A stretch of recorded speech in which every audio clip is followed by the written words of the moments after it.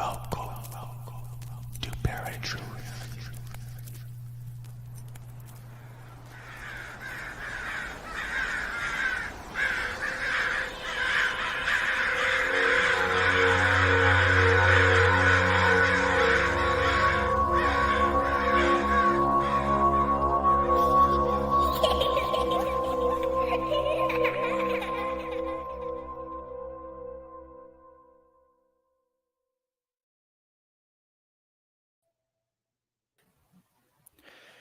How's it going, Paratruthers? Welcome to Paratruth Reborn. This is a pre-recorded show on 107.7 FM New Orleans and United Public Radio Network. My name is Justin. And I'm Erik. And tonight we've got an amazing show for y'all. We're going to be talking about the Goatman. If you haven't heard of the Goatman, I highly recommend you listen to the entire show because it's going to be packed full of a bunch of information. I did have to share this before we get moving. I was coming down to record, and Shelly's like, "What are you guys talking about? I know you told me." Hang on. Let me guess. You're talking about the Corn Man, right? Yes, the Corn Man. And she's like, "There's got to be a Corn Man out there." I'm like, "I'm sure somewhere there's probably a Corn Man."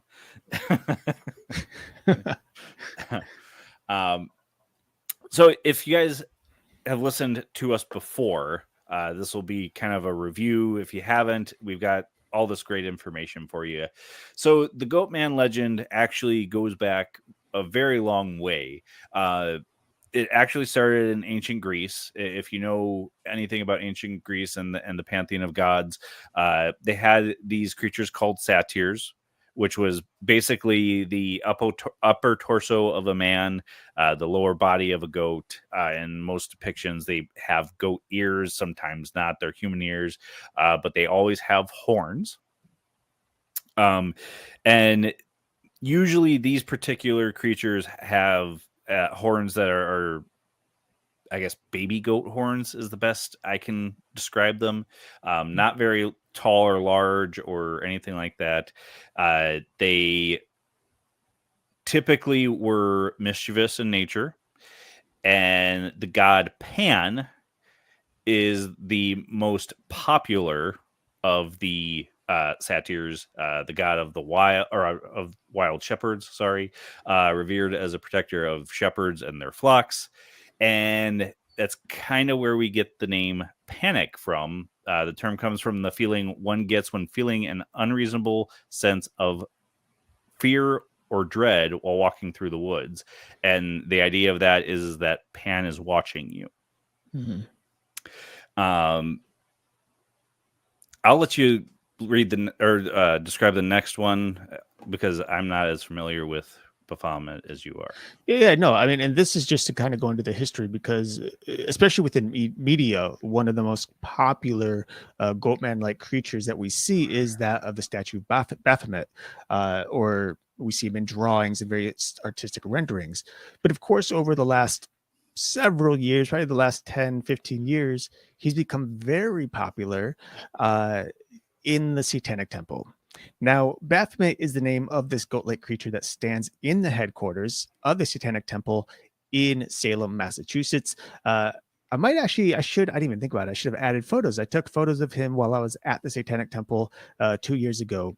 But he's been used throughout media to represent Satan himself, even though Satanists would deny this. Baphomet is really known as a sabbatic goat and was originally drawn by Eliphas Levi in 1856 and symbolizes the balance of opposites, just as it still does today within modern Satanism. Now, I want to make something clear because there is a lot of confusion as to what is the difference between Satanism or this Satanic Temple versus devil worshippers, because that is something that's very commonly mistaken today, especially with media, social media in particular. So Satanism, as it is today, modern Satanism, is the idea of free will. They don't worship the devil in this case. Although, if you were to walk into the Satanic Temple, you would believe otherwise, because there's nothing but a lot of gory photos of lust with women and these goat-like creatures or the devil, someone having her throat slit open, things like that. So it's a little gruesome for something that's relatively meant to represent free will. On the flip side, Satan worship is a darker occult-like practice in which people actually worship Satan himself, the devil, and make various blood sacrifices and whatnot to him. Now, those aren't nearly as common as they once were. And of course, we have this modern take, which even though is a popularized religion nowadays, it hasn't quite taken hold like many have thought it would. It's just, I think their problem for the Satanic Temple is the fact that it's called the Satanic Temple. There's just too much history there for a lot of these people, for these people in particular, this religion, to bring on. The Hellcats are at work. Yep, the cat just fell off the back of the table. I told him to stop playing. Yeah, there's just too much history there, and I think as such, there's not a great number of Satanists, I guess, is the only way to put it. But yeah, so there is a difference there, and something to just notice. Baphomet was actually given to. There was a TV show on Netflix called Sabrina. And that's, of course, I wouldn't say a remake of the original Sabrina the Teenage Witch TV show, but it's a new take based on the comic version of Sabrina the Teenage Witch. And they used the Baphomet statue as a representation of Satan in that particular story. So there's where some confusion kind of comes in as well. Yeah, and you had talked to somebody over at the church as well, and I don't remember if you got into any discussions about the Baphomet statue or why they use it or anything like that, right? No, I didn't get into that, but the Baphomet statue is to represent an equality between good and evil, between man and beast, between man and woman. So, and the same as between adult and child, and you'll actually see two children at the feet of Baphomet, the statue as well. So again, it just pairs with this idea of free will and equality among all. Okay. Yeah, I mean, I know of Baphomet, but I don't know as much. I've never gone into it as much as you've researched it before. So now in American folklore, obviously legends come over to the U.S. from overseas after we started migrating here. It's a little bit different compared to the mythology versions of what the Goatman is. Every depiction of him is a little bit different, but between 6 to 8 feet tall, or 1.8 to 2.4 meters tall, depending on where you live. Upper body resembles a human, while its lower body is depicted as a powerful goat. Legs, 2 horns. In this particular case, though, the Goatman in the U.S. has full goat horns, not the horns of Pan, and it's a little bit different than the horns of Baphomet too, right? A little bit. I mean, they're kind of similar, I suppose. Okay. Depending on the depiction of the Goatman, I guess. Now, there's several states that have the legend of the Goatman. Maryland, Kentucky, Georgia, Texas, Oregon. There was one in Pennsylvania I saw. So it kind of goes throughout several states in the U.S. Mm-hmm. Yeah, no, it does. It's becoming more and more recognizable, I think, within the U.S. Originally, it was really focused on Maryland, Texas, and Kentucky. And since then, it's kind of become widespread. But those 3 states that I just mentioned there are most popularized for being the home of this particular creature. Now, you'll see that at many of these accounts that we're going to speak of today, the Goatman kind of comes off as being more a nasty creature, something that's looking to cause harm more than anything. But in American folklore, the Goatman is typically recognized as a protector of the natural world who would exact vengeance on individuals who would destroy and build upon the wilderness.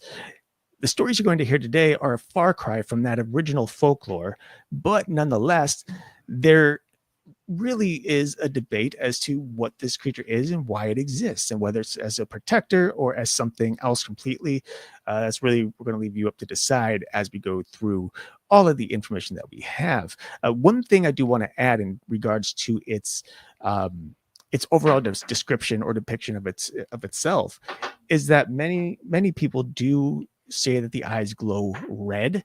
This is seen in nearly every single account, but I would like to argue that it's possible that these red eyes are actually just natural reflection of light, as can be seen on many creatures, even including humans.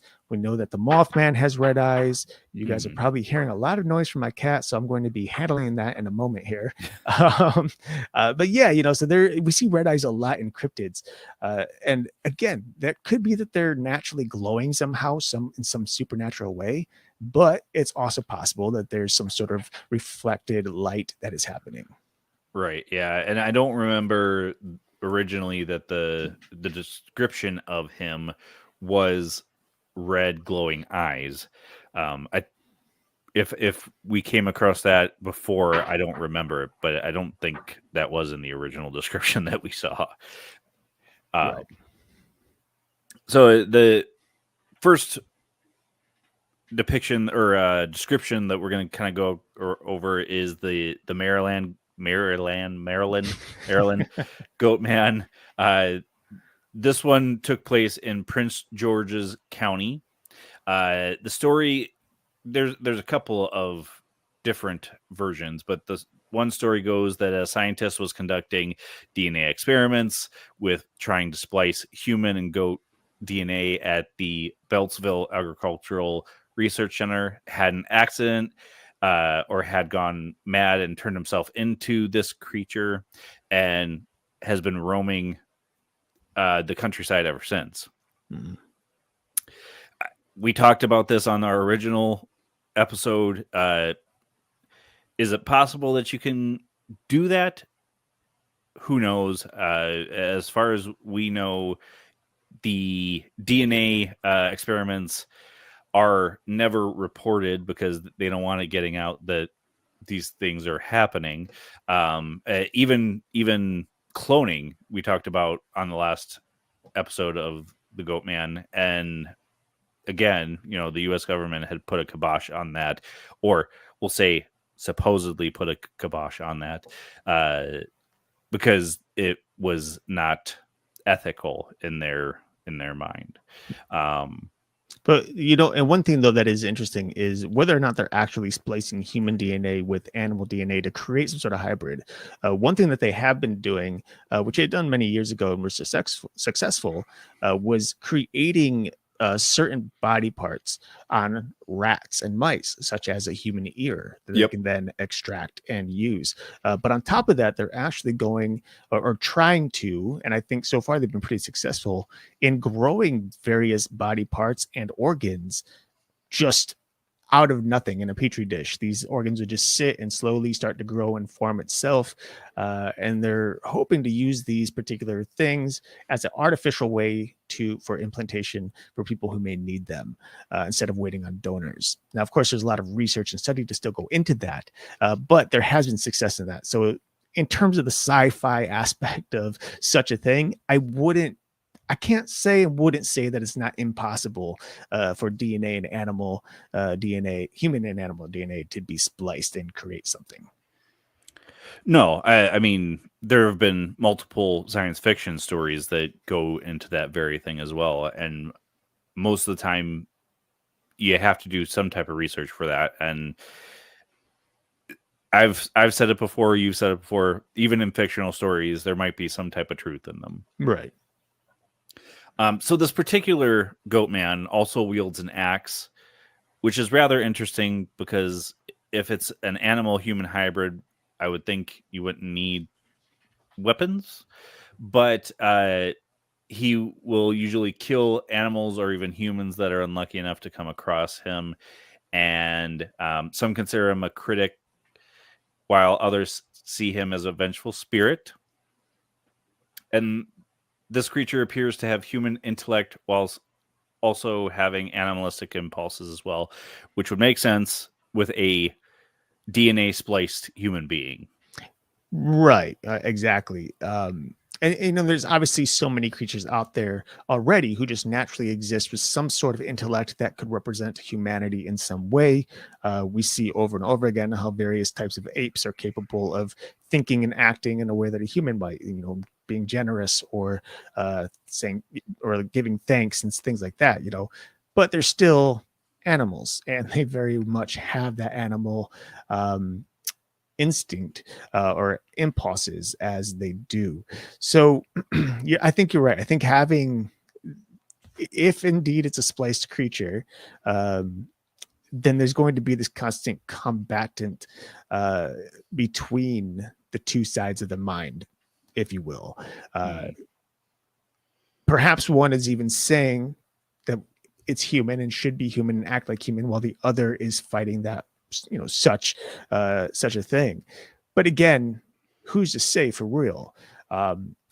Whether or not it's a cryptid or a vengeful spirit, well, that's something we're going to cover and come over over and over again in all of our studies regarding cryptids, because it's becoming more and more known, I guess, or believed that many of the cryptids that we have been seeking or have learned of over the last 50 years are actually starting to become less cryptid, and that they're actual physical beings or animals, and starting to lean toward possibly spiritual or alien-like entities.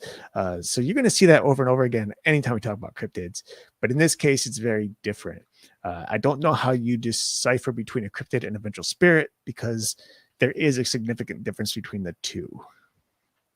Well, there's going to be plenty of those people that say that a lot of these cryptids are spiritual in nature, or can travel between dimensions, if you can consider that too. Right. Something we'll kind of get into a little bit later is there's a relation between the Goatman and another cryptid, but it's more so the Pope-like monster one that it's supposedly related to. So I'll have you go over the Pope-like monster. Yeah. So the Pope-like monster is one that it's actually really special to us in a way. So the Pope-like monster myth takes us to Louisville, Kentucky. Some will say Louisville, Kentucky. I hear that's the way you're supposed to pronounce it. But nonetheless, now while this particular tale is vastly different from that of Maryland's, it also happens to be a place and monster that Justin and I actually laid boots on the ground to hunt for just a couple of years ago. And it was both exciting and kind of creepy, especially when you consider not only the tale of the Goatman, but the actual events that have taken place there. Now, in regard to the appearance of this Pope-like monster, it's very similar to that of the Maryland Goatman. However, this one uses a completely different weapon to strike down people who venture too close. Instead of an axe, it most notably seems to possess some sort of hypnotic or psychic powers that lure people onto a railroad bridge known as the Pope-like train trestle. Now, this train trestle basically crosses over Pope-like Creek, and when you're walking beneath it, I mean, quite frankly, as soon as you get onto Pope-like Road or right off, you can't miss it. This thing is huge. It expands probably about a quarter mile of track over this valley. It's really quite a sight to see. But now legend says that the Goatman lures people onto the bridges, leaving them unaware of their surroundings until suddenly, seemingly out of nowhere, they're stuck on the middle of the trestle with an oncoming train approaching, leaving them running for their lives. Now, whether the Goatman is responsible, I am sad to say that several people have actually lost their lives on this bridge. And this is something that I think hit much closer to home for us once we actually got there, because we knew about people dying, But when you get there and you see the memorials set up at the bottom of the bridge, right next to the river, and you start to realize just how many people had actually passed away there and how they passed away, it's really quite a sad, thing to experience. Well, because though too, in the description of this creature, it never goes into names or anything of people that have died. It's just Right. kind of added to the legend that people have died. Right, 100%. Now, the way people have died there's a number of ways.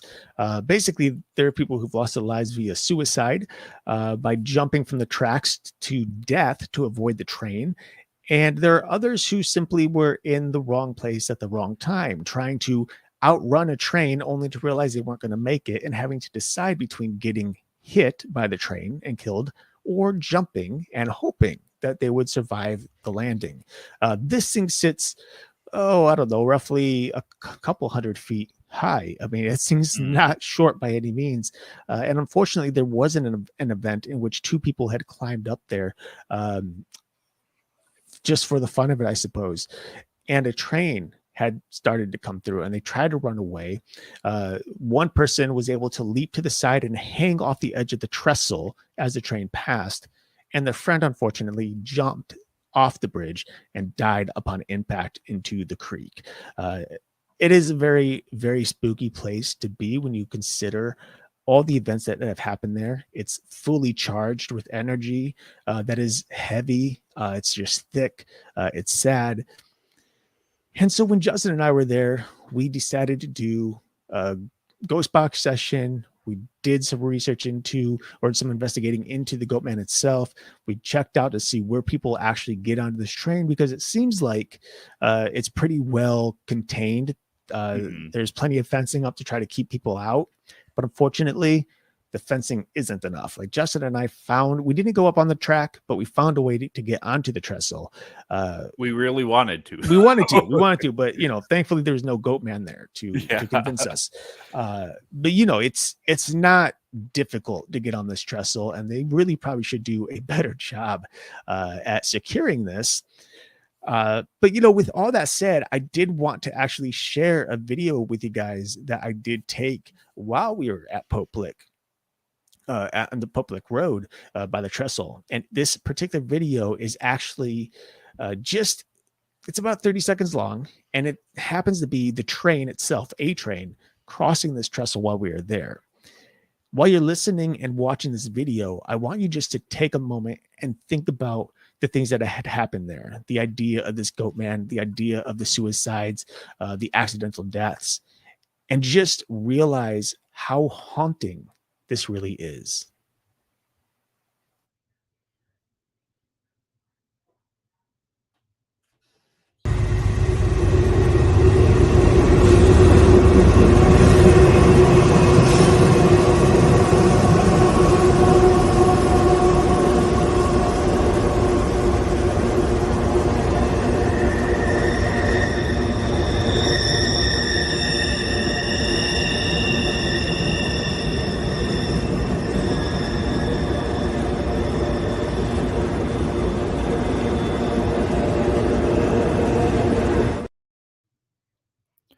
I completely forgot the sound that the trains make going over that.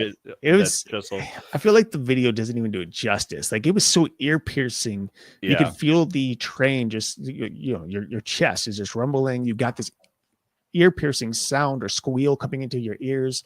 And when you consider all the stories evolving around this particular place, it is really quite a haunting place to be at those moments. And you consider the people who sadly were maybe waiting for help, and all they could hear was this train passing by. So it's something I think we need to be more aware of. And I would like to tell people, for those of you investigators like us who go out into these somewhat dangerous situations, be very aware of your surroundings and be careful when getting onto places like tracks or out into the water, where safety is kind of like it just pops up out of nowhere. There's these dangerous situations. So be aware and be careful.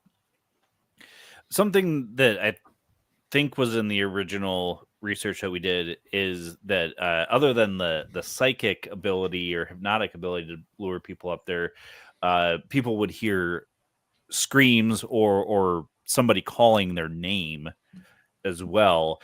And that going there and doing this kind of mini investigation, it makes a lot of sense because of the sound that the train makes going over that trestle and how people would not really understand that it's the steel making that noise compared to a human voice.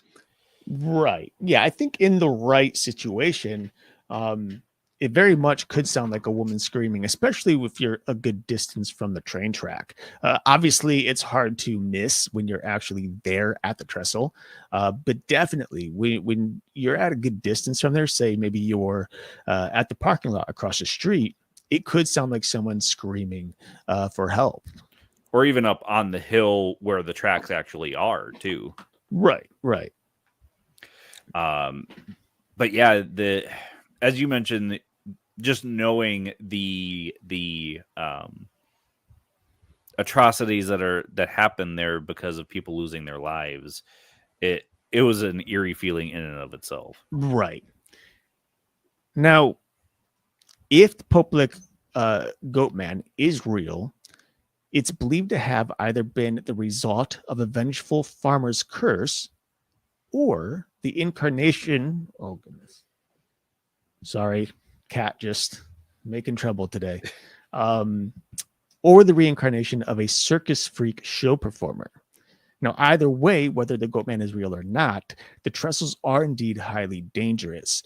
But what I do think is interesting about this particular creature is that both of the two circumstances of its existence have something to do with either a spiritual kind of incarnation or a curse. I mean, obviously, a curse could be very much a physical thing. I mean, we hear about people who become werewolves who are cursed by any number of reasons, whether cursed by the devil, cursed by a witch, cursed in some other way. But these curses tend to cause a person in the cryptid world they basically give them an immortality to haunt a particular place for whatever number of reasons for a very long time.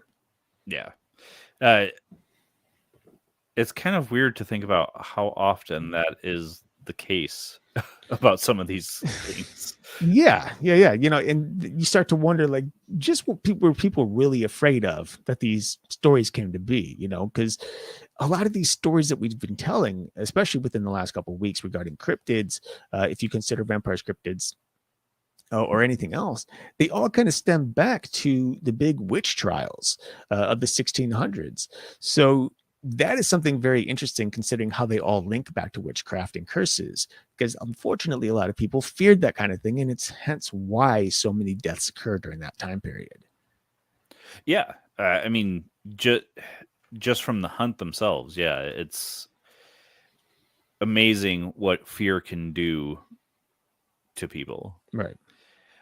Before we get into the Texas one, something I kind of wanted to go over was a couple of things that it didn't point to a specific Goatman that I came across, but some people say that the Goatman is a relative of the Grunch, which is a chupacabra-like evil creature that features the same characteristics of the Goatman, sort of, in New Orleans. And I say sort of because it's kind of got a goat face, but then it's depicted as having spines like the chupacabra, so kind of a mix. And the Grunch is also known as the Grunch Road Monster, where it gets the name the Grunch. And we'll actually be doing an episode on the Grunch because it's a fascinating topic, and we love New Orleans. That's why we went there. And the other part of this is, in some cases, it's said that the Goatman has broken into people's homes and raped them or killed them, which I don't remember coming across in the original. Right, that's because we didn't. But, when you consider the amount of years it's been since some of those earlier recordings that we did, there is new information handed to us, new witnesses, witness accounts in particular. So whether or not that is something that's, legitimately a case, we don't know. But if it's part of witness testimony in regard to the story of the Goatman, then it's something we need to share, but maybe also take with a grain of salt. I don't think there's certainly a big number of individuals who experience such a thing. So this could very well just be someone adding to the pot, if you will, for the fun of it, to make it even more scary. But again, we can't really say. And who knows? I mean, maybe people were attacked, but it was somebody in a mask or something. And 100%. So the last one, again, we've come across other states, but these were the three predominant, is the Goatman of Old Alton Bridge in Denton County, Texas. That's a very hard thing to say. The bridge spans Hickory Creek. It's said to be haunted by the ghost of a goat farmer who died a violent death. The farmer was supposedly kidnapped by the Ku Klux Klan and sadly lynched from the bridge, which is horrifying in and of itself. The farmer's spirit transformed into the Goatman and became a vengeful spirit, as we talked about earlier. Many people to this day conduct paranormal investigations at the bridge, and many believe that the creature lurks in the woods surrounding the bridge to protect his property. Mm-hmm. Some people say that the Goatman is a relative. Oh, I already said that part. So, outlines. Yeah, going over notes. So, again, very similar kind of a story, not necessarily exactly to the others, but a spiritual type creature in nature. That one is kind of interesting because of the story about the farmer being killed, and would make a lot of sense. Not necessarily a human spirit, but a spirit of some kind catching on to that and depicting itself as a goat-like creature. Yeah, well, I mean, that's something that's, I think, more theoretical in terms of how certain ghosts, I guess, are formed. Now, I think it's pretty wide understanding that the majority of ghosts that we hear about or speak of are usually human in nature. These are the souls of deceased people who happen to still be here for one reason or another, whether it's happening right now, they're living in the moments that we're living in, or they're repeating something that they experienced when they died. However, there is this kind of theoretical idea that some spirits can transform based on the violence or the certain circumstances in which the person themselves had died. They can become more monstrous in some cases, and when they do, their spiritual form takes on something much different, much more animalistic and scary. And of course, we see this a lot with the idea or thoughts of serial killers who have been, who've died and are now haunting certain places, or not even just serial killers, just killers in general, violent people who take on a dark form very similar to that of a shadow person or demonic entity. Yet these people are not either. They're just very driven mad in their spiritual sense, if you will, as if they weren't already in life. So whether or not that's possible here, whether or not a goat farmer had died such a violent death that he kind of, his body or spirit kind of transformed into this goat-like entity in order to scare or harm other individuals who may trespass, we don't know, but there is that theory on there. It's possible, I suppose. So going over all of our notes and everything and comparing all of the different depictions, do you have kind of an opinion as to what it could be?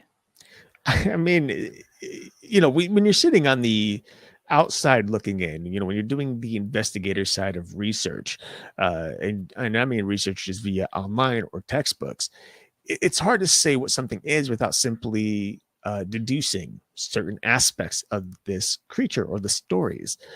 One thing that I find, again, very familiar is how often these stories tend to represent the Goatman as a spiritual entity compared to a cryptid, a physical entity of some animalistic origin.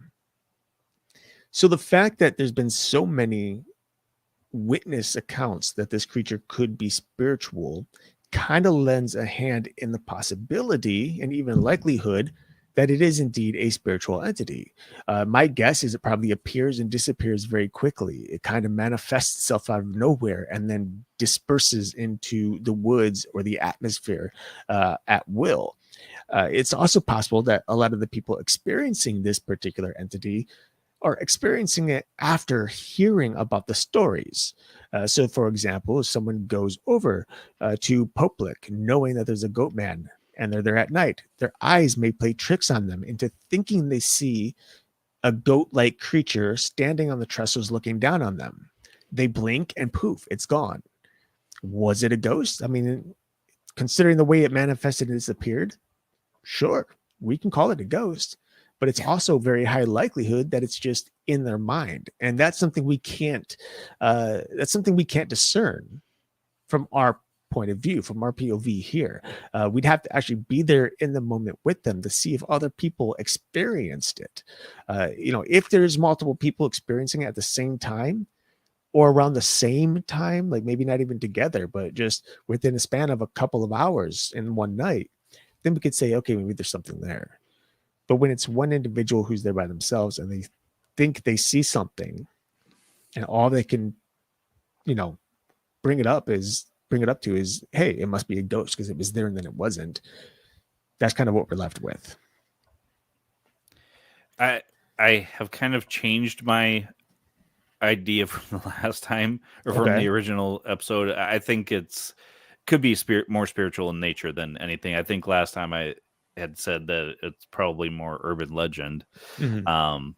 But the reason I say spiritual nature is because, as I mentioned, all of these creatures that we talk about can supposedly be dimensional jumping creatures, and it's hard to understand what that is or what that means in comparison to just saying a spiritual entity.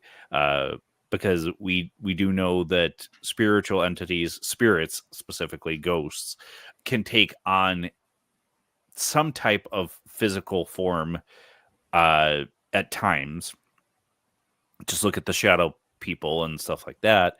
Not very often do we see where spirits are killing people. That's not to say that they might not have that ability. It's just you rarely hear that about actual interaction with a spirit. Right. I think it could be safe to say that these are some sort of interdimensional entities. I think that's a very broad term because then we're looking at something that could be of extraterrestrial origin. It could be a ghost or spiritual origin because interdimensional, I mean, we don't really know how the planes exist, between worlds. Or between space and time, even. They could all be one of the same place or vastly, vastly different. One thing that I do want to consider, though, is much like many of the other modern entities that have appeared over the last 20 or 30 years. One in particular, the Slender Man. He was simply a story on creepypasta. And now people are seeing this creature, this entity out and about. They shouldn't be. He shouldn't exist. He was just a story made up for fun. But when we have a mass number of people who consciously put energy into this creature and the belief of it, it somehow manifests said creature. So if the Goatman was indeed just an urban legend, but its story spread wide and far through what we know today as the internet, then it's very possible that many, many people consciously thinking of this creature at the same time is going to empower something in the spiritual realm or the interdimensional realm or some place where this thing kind of grows and becomes exactly what the story said it would be. And there is, of course, a lot of, I should say a lot, but there's some evidence that supports the idea that when you happen to manifest one of these creatures, these entities, they can change form, they can change characteristics based on what you're writing in or thinking into these characters. And I say characters because originally, like the Slenderman, he was just a character of a story before becoming, a monster that people are claiming to see, which even led to girls to try and commit a murder that they nearly succeeded at. Thank the Lord they didn't. But that's something completely different topic and different episode altogether. But that is certainly a possibility, I think, and that's something that I think could be happening here with the Goatman as well. Well, and we've talked about it numerous times on the show. Also, the tulpa, which is basically a thought form. Not even a real entity per se, but if enough people believe in something, their psychic energy, if you want to call it that, creates a creature that becomes physical. And go ahead.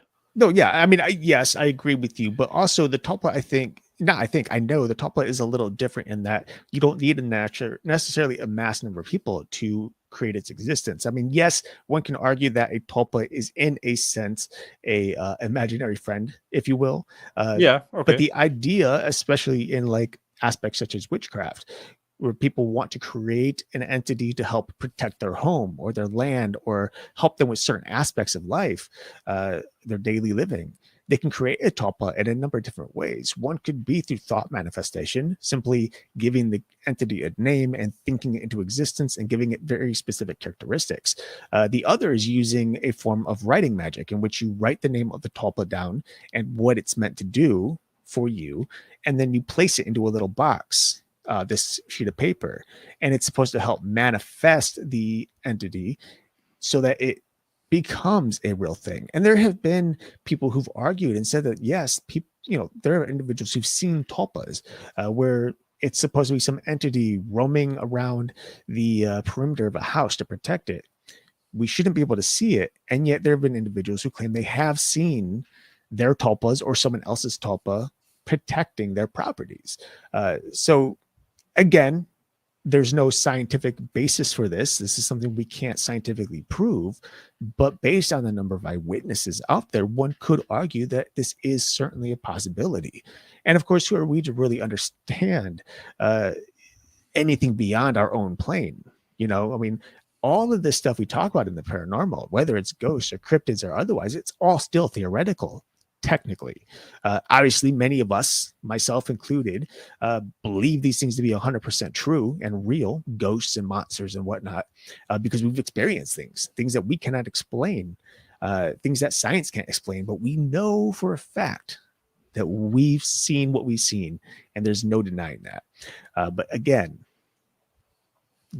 science can't explain it, but there are many people who've claimed that they have tulpas that help them on a daily basis. Which is fascinating because there are plenty of scientists that would say that the human mind is much more powerful than we can perceive. Right. Yeah, well, and that's the thing about science. They'll say that, but then but there's no proof. So it's just a theory. All right. Anything else that you can think of that we missed? I mean, we've covered a lot. And honestly, I think we can go so deep into, like, so much deeper into the characteristics or just the evidence behind this particular entity or being. If it is a cryptid, though, I do want to, argue that if it does exist, it's out there somewhere. And it's only a matter of time that we will see this creature. Now, maybe it's more elusive, or maybe it's just not as common as, say, the Bigfoot or the Yeti or the Dogman, who we're catching video evidence and photo evidence of on a regular basis.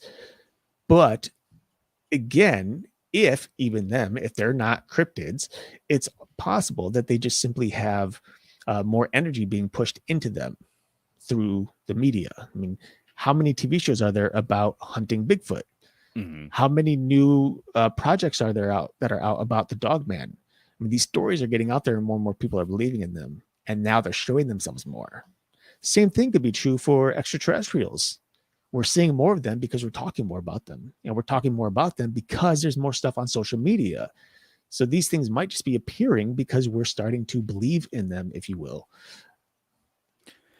Well, the one thing that we didn't bring up on this episode that we brought up on the first one was there was one or two, I believe, pictures or even video, a little bit of video from a trail cam or a couple of trail cams, one of which the Goatman is kneeling over the top of a dead body or Right. an unconscious person. If it, you don't really know if they're dead or not. But that the news, when they kind of did a covering story on this, just zoom in on the Goatman's face and upper torso, Right. and you don't see the body that's laying there. Right. And of course, when that particular story came out, AI wasn't as popular as it is today. And so most likely that was something that was created in some sort of Photoshop thing, possibly. The fact that they, showed it on the news, but said nothing about the supposed body that was sitting in front of it is suspicious to me. Now it's possible that they just happened to only have the close-up of the photo and they didn't have the whole thing. And if they did, maybe they would have either chose not to share it on the news or would have at least questioned certain aspects of it. But again, that's one of those things we just can't tell, or we can't say, because trail cam footage and photos are unfortunately just not very clear, and it's hard to depict whether something is indeed CGI or created in Photoshop, or if it's actually an image of some creature or somebody in a costume. Right. They could have even been trying to do like a independent movie or something on top. Right. 100%. And if that was the case, that could have been a photo for some sort of promotion. Or they didn't know this trail cam was going to be out there, and then you do see the face of the Goatman looking at the trail cam if it's an actor realizing, oh crap, right, I just got caught on a trail cam, not the actual camera we were using for filming. So that is a question I want to ask you. Yeah. Have you ever been anywhere on a shoot where it's like a surprise or something happens where it's not in the script? As in like something horrific, or like? No, just something that's a surprise that you didn't know or you weren't expecting to happen. Not necessarily. I don't think so. If anything, there was maybe one instance. I'm sorry. My cat Salem is driving me up a wall tonight. So one experience that not I personally had, but someone that I worked with had. We were working on the same movie, but it was a Christian film, actually, my very, very first movie I ever worked on. And we were at a hospital, and part of the hospital was an abandoned wing. And someone had gone into that wing and claimed that they had heard noises coming from one of the back rooms. And upon investigating, they saw nothing there.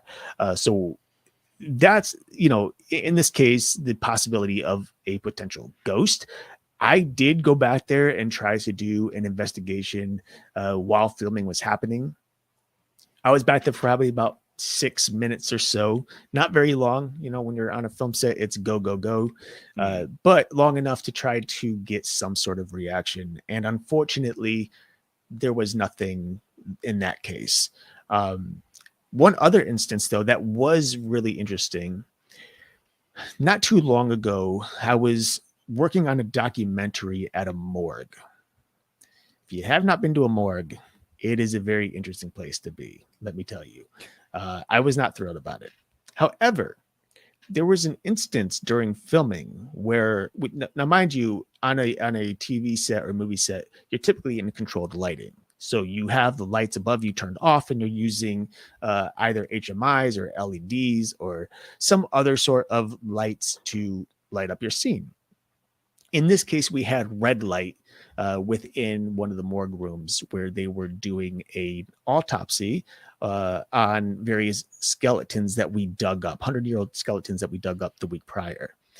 And while we were filming, I happened to see this light anomaly dart out of one wall and into a wall behind me. That was really weird.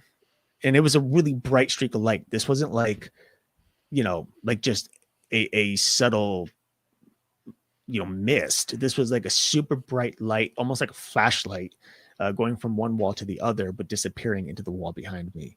And again, controlled environment. Nobody had flashlights. That would have ruined the take. Anyway, roughly about 5 minutes later, one of the employees of the morgue had walked over and opened the door to the wall that the light anomaly had shot into. And on the other side of that wall was roughly about 12 to 13 dead bodies. And I thought that was really intriguing to see a light anomaly go into a place that happened to have a number of deceased people waiting to be autopsied. Unexpected, and it was kind of weird, but cool. Yeah, I remember you talking about that, and it's not very often that you're doing a paranormal investigation on a documentary film set. But yeah, so we hope you guys have enjoyed the episode. We really leave it up to you if you believe that it's a cryptid, spirit of some kind, or just a fairy tale or urban legend of some kind. And we want you guys to interact with us. Tell us what you guys think. Is it one of those? Is it something that we haven't brought up altogether? And now my hellhounds are acting up. But yeah, let us know what you guys think, because in the end, we're doing a lot of this research, but there's probably a lot that we're not coming across. So definitely interact with us on our videos, or comment anywhere that you see or hear this episode as well. Anything else before we go? No, I would just say that if you guys want to, definitely feel free to like and subscribe to our YouTube channel here. You can also find us on Instagram, Facebook, TikTok, pretty much all the places. So definitely check us out, follow us, and interact with us that way. Absolutely. So I've been doing the math. Next week is actually our Thanksgiving episode. Already? Yeah. Oh my goodness gracious. So stay tuned for that. We're kind of undecided yet what actually we're going to cover, but we've done a couple of different topics for Thanksgiving. Check that out. We've got some great guests coming up for you. But until then, my name is Justin. And I'm Erik. Peace.